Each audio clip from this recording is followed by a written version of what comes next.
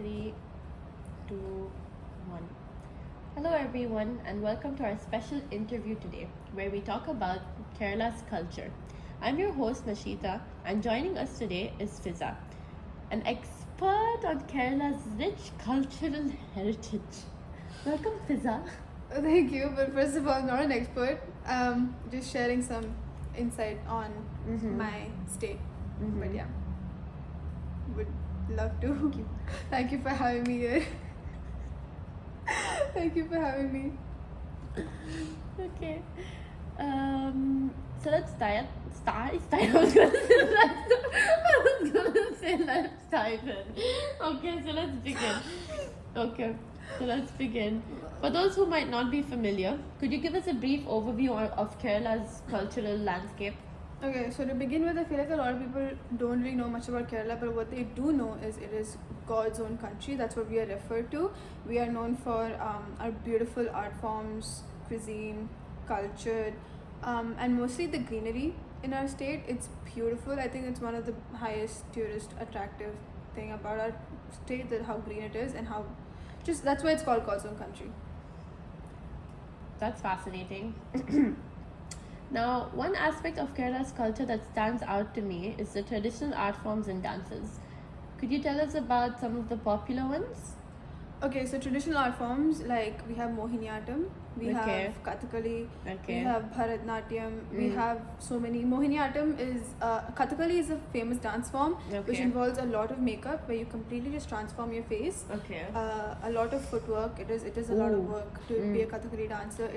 It takes a lot years of practice. Me personally, I have done Bharatnatyam for like 12 years straight. It is a lot of work, a lot of talent.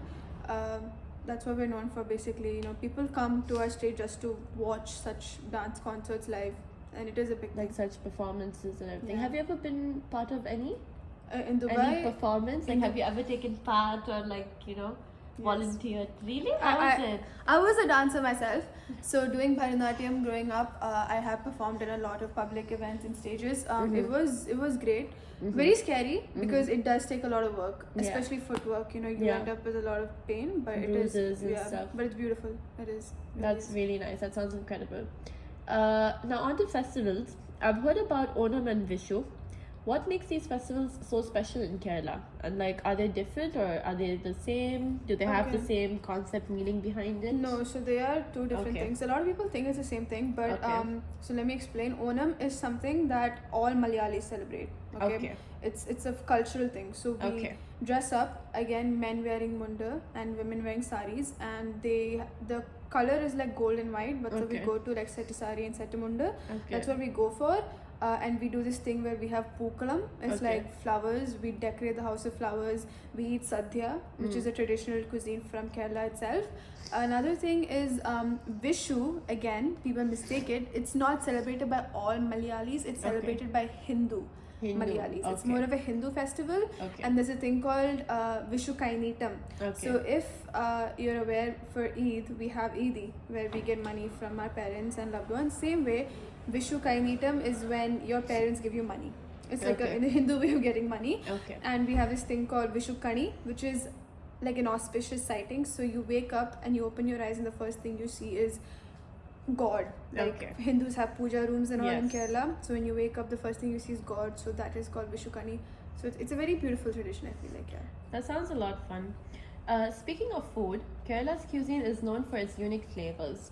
So what are some must-try dishes or dishes that you would recommend? Okay, so Kerala is known for its spices and our flavorful cuisine. I feel like even if you're not a Malayali, you will have to try a Malayalam dish at least once in your life and you will fall in love with it, guaranteed. But we have breakfast dishes. We have like appam and stew. We have puttu and kadla curry. And the main has to be parota and beef. Okay. If you are from Kerala, everyone has had at least once. And if you haven't had it, I'm going to take you for sure. But you have to try it for sure. I think I have tried it. from my friends, and spicy beef and just like a really nice hot crispy parathas. Yes, it's so good. It's really good. It gets addicting, but and then we have sadhya, which is vegetarian completely. There's no chicken, no meat. It's usually served at Hindu weddings. Muslim weddings we usually have like mutton biryani, chicken biryani. But then for Hindu weddings it's mostly sadhya. That's really nice. Can we also have this sadhya for like breakfast? Does it go well with breakfast, lunch? No, it's like you eat it on a leaf. It's a leaf. Banana leaf. And then it's like you have like 12 different curries, dishes, and they're all like so colorful and so flavorful. And then rice. And then you put sambar in between. And then you crush it and then you eat it.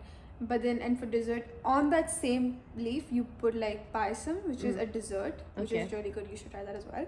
We mix it with banana and everything, and that's really nice. My mouth is watering already. But moving on, Kerala's architecture and religious practices are also quite fascinating. So can you tell me a little bit more about that?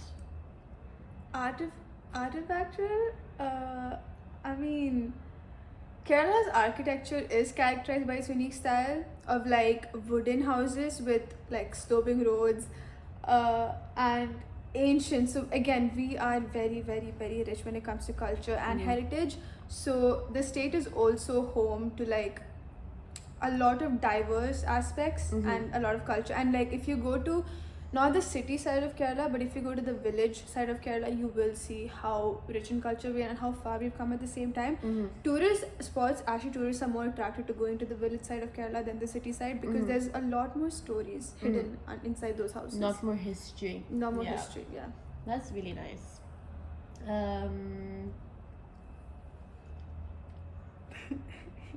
I'm sorry, my phone, forgot my phone password. Do you remember my phone password? 0503. Okay.